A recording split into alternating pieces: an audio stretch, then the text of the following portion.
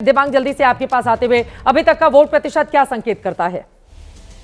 देखिए, मैं तो जहाँ जहाँ घूम के आया, जमकर वोटिंग हो रही है और बहुत लोग आरोप भी लगा रहे हैं कि साहब हमारे लोगों को रोका जा रहा है। तो एक जो साधारण एक चुनाव में होता है वही हमने देखा।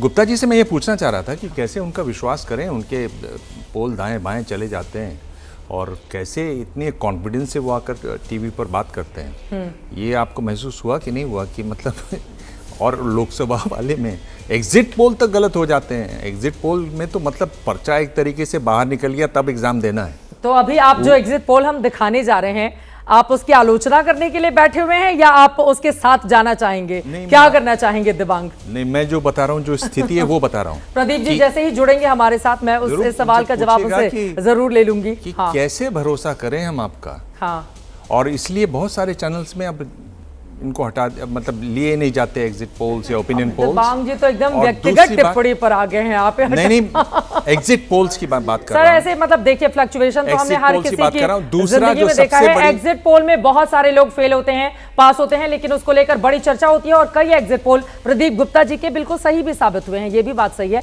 तो बिल्कुल उनको दरकिनार कर देना ये ठीक नहीं होगा। बोलने नहीं दे रही।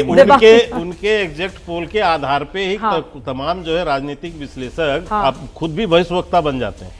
और ऐसी घोषणा करने लगते हैं जैसे लगता है कि वो उनको इतना पता है कि वो कल ही हरा देंगे। आप दिबांग तो उनका पूर्वाग्रह जो है बाहर आ जाता है। आप दिबांग के लिए कह रहे हैं? मैं किसी के नाम व्यक्तिगत नहीं कह रहा हूं, लेकिन ऐसे मेरे बड़े अनुभव हैं। मैंने हरियाणा चुनाव देखे हैं, मैंने महाराष्ट्र के चुनाव के भी एग्जिट पोल देखे हैं और लोगों के बयान भी सुने। बिल्कुल नहीं, अभी झारखंड नहीं, मैं एक चीज बता दूं दिबांग आपके लिए, अभी झारखंड का जो एग्जिट पोल आया था वो बिल्कुल सही साबित हुआ था प्रदीप गुप्ता का। खैर वो अभी हमारे साथ नहीं है, जैसे जुड़ेंगे उस सवाल का जवाब दे लूंगी मैं जल्दी। बिल्कुल सही साबित हुआ।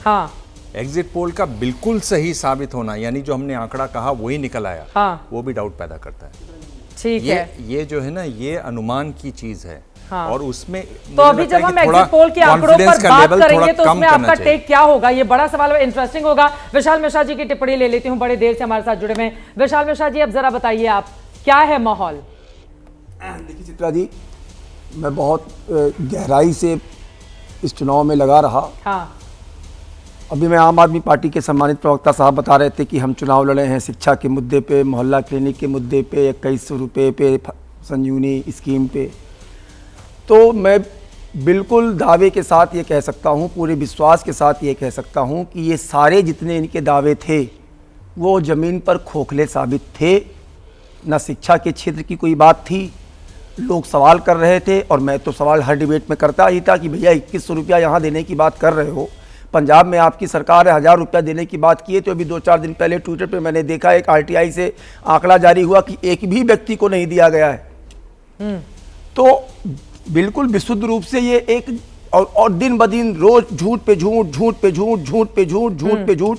तो जो इनके नेता कहा करते थे गाड़ी नहीं लेंगे, बंगला नहीं लेंगे, बीजेपी की रेवड़ी लोगों को पसंद आ रही है, नहीं आ रही है? सीधा सा सवाल। अभी रेवड़ी की रेस में तो सारे दल हैं। आप उसको देखिए, एक चित्रा जी रेवड़ी होती है कि एक आपने वादा कर दिया ताकि वोट मिल जाए और फिर उसके बाद आप उस वादे को भूल गए, जैसे पंजाब में इनका 1000 रुपए का झुंझुना था। एक होता है कि आप जन कल्याण के लिए, ताकि वो जो वीकर सेक्शन है, जो जमीन जो समाज के निचले पायदान पर है, उसको आप समाज की मुख्य धारा में एम्पावर करके ले आओ, तो वो फ्री रेवड़ी नहीं होता। इस बात पर आदरणीय प्रधानमंत्री श्री नरेंद्र मोदी जी की जो गारंटी वो बोलते हैं वो चरितार्थ है। मध्य प्रदेश में लोगों ने देखा, लाडी बहना योजना, महतारी योजना, तो ये सब चीजें नहीं आराम से सुन लीजिए, ठीक है, बहुत देर से आए, तो ये स्वाभाविक है। अब अभी स्कूल की बात कर रहे थे, शिक्षा की बात कर रहे थे, मैं केवल आपका दो मिनट लूंगा। दिल्ली विश्वविद्यालय के 12 कॉलेज हैं जो इनके द्वारा एडेड है, फंडेड है। ठीक है, आप विश्वास करिए कि वहां के टीचर तो टीचिंग नॉन टीचिंग को, भैया आप अब तो बता दो, चुनाव खत्म होने वाला है कि काहे तनख्वाह रिलीज करते हो?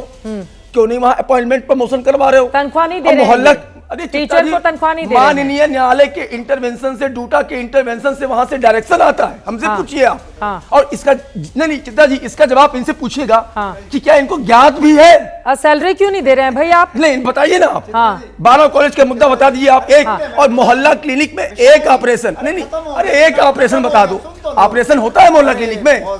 अभी मॉडल टाउन के लाल बाग में, मॉडल टाउन के पास लाल बाग, मैं प्रचार में था, मैं प्रचार में था, बताइए तथ्य के साथ। मॉडल टाउन में तारीफ करा के आप उनको अपने पाले में लाने की कोशिश नहीं करिए, वो निष्पक्ष रहेंगे। हाँ प्लीज 10 सेकंड। मॉडल टाउन के पास लाल बाग में मैं इनसे पूछ रहा हूँ कि क्या भैया वहाँ मोहल्ला क्लिनिक है? मैं प्रचार में गया तब मैं जान पाया कि वहाँ मोहल्ला क्लिनिक का नाम कुछ है ही नहीं। चित्रा जी बोले, ठीक है। मैंने 2 सवाल तथ्यों पर बात किया, लेते हैं, ब्रेक पर जाना है प्लीज। ठीक है, बोलिए। चले गए प्रदीप जी से कुछ सवाल मुझे भी पूछने थे कि कहाँ गए? हमने जो पूछा वो अरे यार सुन लो यार, अब लोग क्या तरीका है बताइए ना। मैंने सुना है ना आपको, अरे मैंने सुना है, मैं चित्रा जी को आंसर करूंगा, आपको आंसर करूंगा।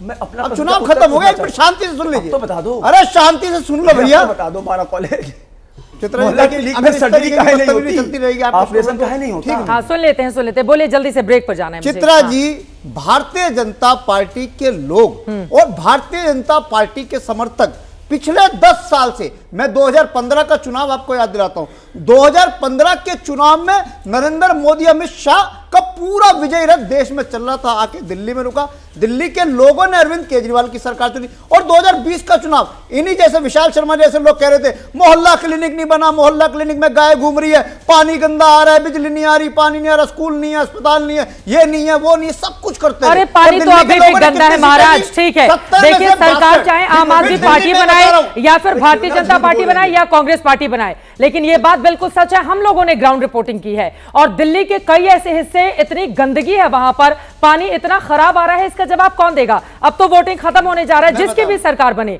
लेकिन ये जिम्मेदारी उस सरकार की है कि दिल्ली को स्वच्छ रखे। सर क्या बताएंगे, 11 सालों से आप सरकार में। मैं फौरन लौट रही हूं, हमारे साथ लगातार आदेश रावत भी जुड़े हुए। आदेश में फौरन आपके पास आऊंगी, छोटे से ब्रेक के लिए हमें रुकना पड़ा है। आखिरी दौर की वोटिंग का ये वक्त हो चला है, थोड़ी देर में एग्जिट पोल के आंकड़े एबीपी न्यूज रखेगा आपके सामने। अब की बार दिल्ली में किसकी बनेगी सरकार, कौन बनेगा मुख्यमंत्री, बड़ी कवरेज जारी है। ब्रेक के बाद फौरन लौटते हैं, आप देखते रहिए एबीपी न्यूज।